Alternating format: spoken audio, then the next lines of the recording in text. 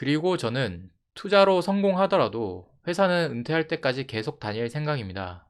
안정적인 현금 흐름과 회사의 복지 혜택이 첫 번째 이유이고요.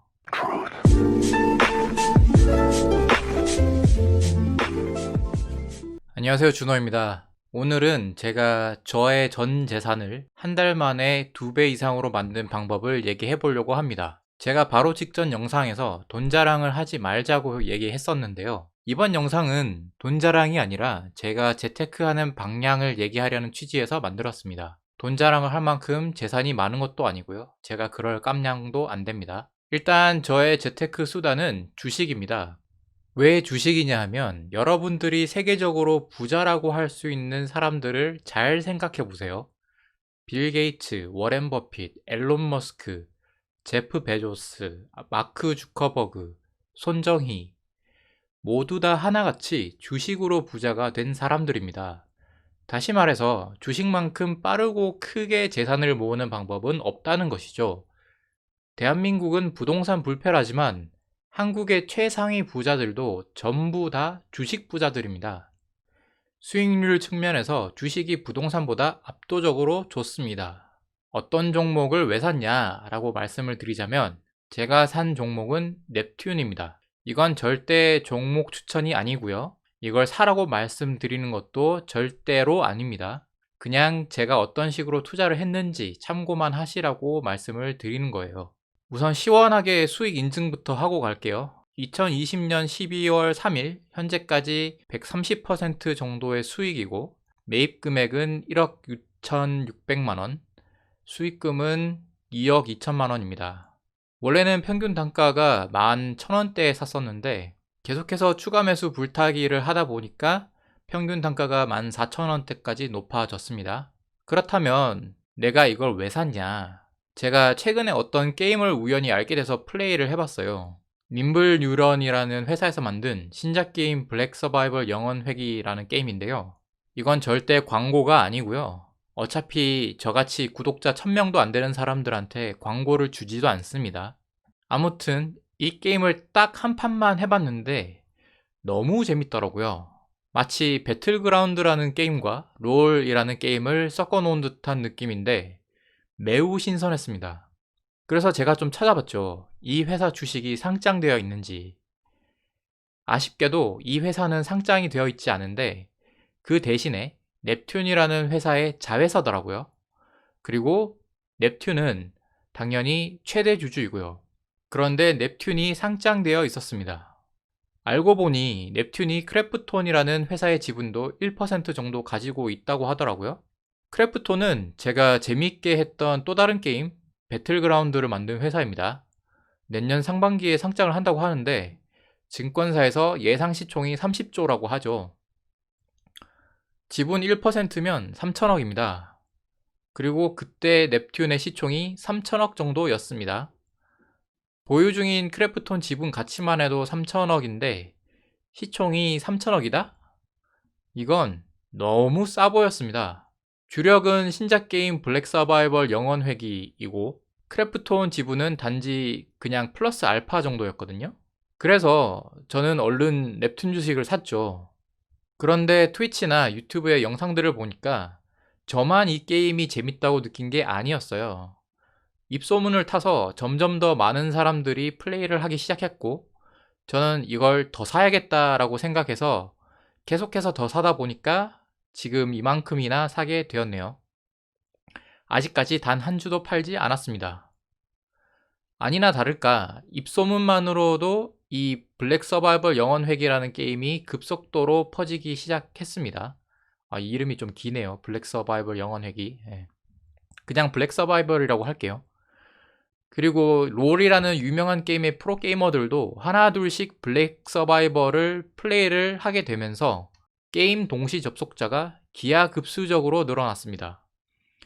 게임 방송 BJ들 중에 풍월량, 괴물쥐, 파카 이런 분들도 요즘은 롤 안하고 블랙 서바이벌만 하더라고요. 지금은 매일 동시 접속자 수를 신기록 갱신하면서 어제는 4만 명을 돌파했네요. 오늘은 수능이 끝났으니까 더 많은 사람들이 플레이 하겠죠? 중국이나 대만, 일본 등지에서 해외 유저들도 점차 늘어나고 있는 중입니다. 물론 넵튠에서 아직까지 이 게임으로 수익을 내고 있지는 않습니다. 왜냐하면 정식 발매가 아니라 얼리 액세스, 즉 앞서 해보기 단계이거든요. 내년 상반기에 정식 발매부터는 부분 유료화도 해서 스킨을 팔 예정이기 때문에 금방 돈을 쓸어 담을 것 같습니다. 어차피 사람만 모아두면 거기서 돈 버는 건 어렵지 않거든요. 마치 넷플릭스나 아마존, 쿠팡 같은 기업들도 큰 적자가 나더라도 지속적으로 사람들 모으기에만 혈안이 되어 있는 것처럼요. 자, 그럼 같은 게임 업종의 다른 회사들과 비교를 해볼까요? 배틀그라운드를 만든 크래프톤은 영업이익 1조에 시총 30조 가량이라고 말씀드렸습니다. PER이 30배인 겁니다. 혹시라도 PER이 무슨 뜻인지 모르시는 분들은 검색을 해보시면 좋을 것 같습니다. 그런데 이번에 나온 블랙 서바이벌이라는 게임이 배틀그라운드가 출시되고 초기에 끌었던 인기보다 더 가파른 상승세로 이 인기를 끌고 있습니다.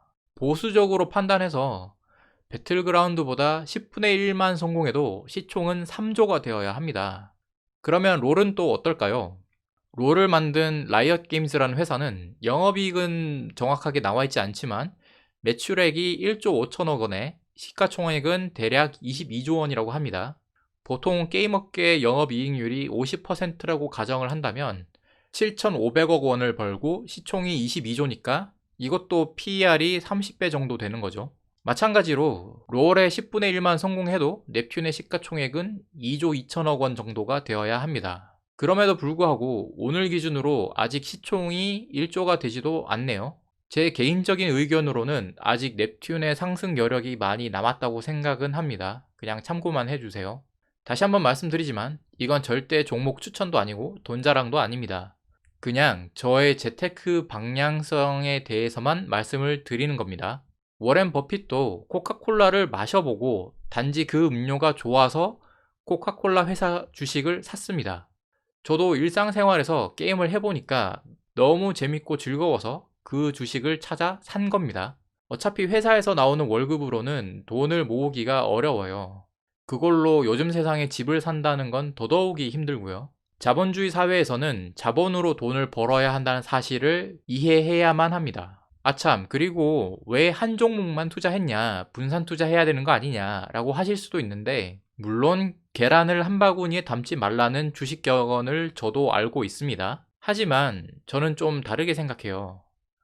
정말 확실한 회사라면 저는 계란을 한 바구니에 담아야 한다고 봅니다. 제가 멘토라고 생각하는 슈퍼개미 배진한 대표님도 똑같은 얘기를 방송에서 하신 적이 있어요. 분산 투자가 안정적이긴 하지만 전체적인 수익률이 높을 수는 없습니다. 오르는 종목과 떨어지는 종목들을 퉁치면 결국에는 버는 돈이 별로 없거든요. 대신에 한 종목에 집중 투자하면 상대적으로 적은 수익률이라도 내 재산은 빠르게 성장합니다. 그게 바로 복리의 마법이죠. 2배씩 5번만 먹으면 32배죠. 32배. 시드머니가 1억이면 그게 32억이 되는 겁니다. 시드머니를 어떻게 모았는지는 지난 영상을 참고해 주시면 되겠습니다. 32억 정도면 큰 부자는 아니어도 평생 혼자 먹고 살 수는 있을 것 같습니다. 저는 앞으로 2배씩 3번만 먹으면 32억 정도가 되네요. 그 대신에 시기적으론 분할 매수, 분할 매도 원칙을 당연히 지킬 거고요. 이렇게 주식으로 조금씩 불려나가면 경제적 자유가 그리 어렵지는 않다고 생각합니다. 물론 그 후에도 투자는 계속 할 생각이긴 하지만요. 그리고 저는 투자로 성공하더라도 회사는 은퇴할 때까지 계속 다닐 생각입니다. 안정적인 현금 흐름과 회사의 복지 혜택이 첫 번째 이유이고요. 두 번째 이유는 어차피 일 안 하고 집에서 백수 생활 해봤자 심심하거든요. 사람이 일을 안 하면 페인이 됩니다. 직장인의 스트레스는 고과평가에서 나온다고 볼 수 있는데요. 만약 제가 이미 경제적으로 자유로운 상태라면 고과평가에 스트레스 받지 않고 즐겁게 회사를 다닐 수 있을 것 같습니다. 유튜브도 취미생활로 계속 할 거고요. 오늘 제가 드린 말씀이 여러분들의 경제 가치관에 도움이 되셨으면 좋겠습니다. 아, 그리고 한 가지 첨언을 하자면 주식 리딩방이나 증권 전문가들은 절대로 믿지 마세요. 시간 낭비, 돈 낭비는 물론이고 오히려 재산에 큰 손실이 날 위험이 큽니다. 넵튠이 연속으로 상한가 치고 난 다음에 주식 방송이나 증권가 전문가들이 뭐라고 하는지 봤거든요. 그런데 다들 아직도 크래프톤 상장 이슈 때문이라고 하더라고요. 그런 사람들이 전문가라니 이게 참 어이가 없죠. 최소한의 검색이나 공부는 좀 하고 말해야 전문가라고 할 수 있는 거 아닌가요?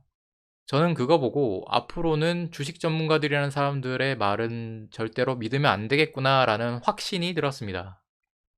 딱 한마디만 더 하자면 신용 미수는 절대로 하지 마세요. 패가망신의 지름길입니다.